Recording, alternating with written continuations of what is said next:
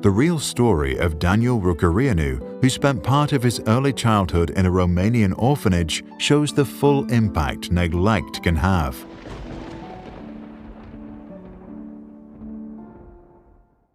The story began in 1966 when Romania's then leader Nicolae Ceausescu wanted to make his country a world powerhouse and came up with laws to increase the country's population. Abortion and contraception were declared mostly illegal. While the law led to a rapid rise in birth rates, many of the poorer families were unable to take care of all their children, and Daniel and around 500,000 others were sent to state-run institutions. In most orphanages, there were no toys, no books, or anything else to stimulate cognitive development. Many kids just stared at the bare ceilings, waiting for their next meal.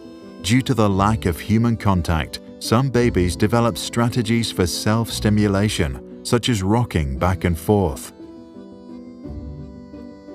The cognitive neglect often led to lower IQ scores, delayed language development, and a lack of creative thinking. This happens because our brains build connections with every new experience and stimulation.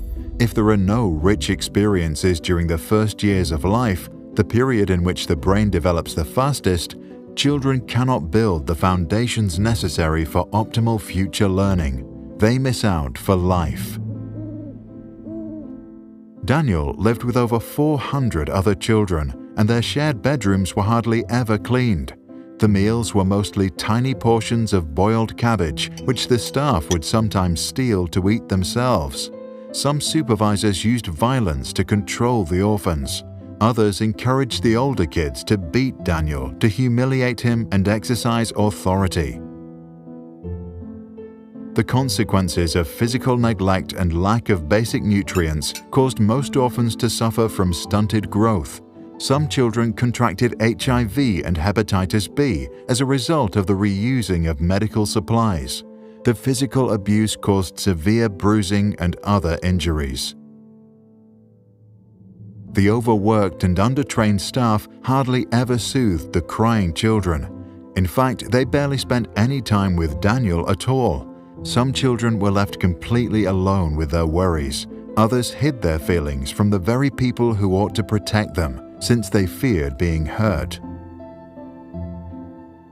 Emotional neglect and anxiety lead to an excessive production of the stress hormones known as adrenaline and cortisol, which is like poison for the developing brain. But the experience also distorted the children's understanding of love and human relationships.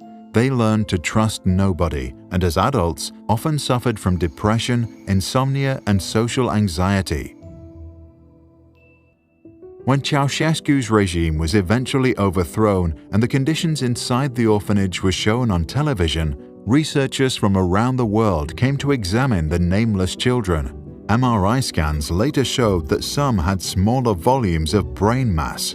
The resulting research made a strong case that not only is nutrition vital to a child's development, but so is human contact. To help the children, a large number were adopted into foreign families. But even after being adopted, many had problems forming loving bonds to their new parents.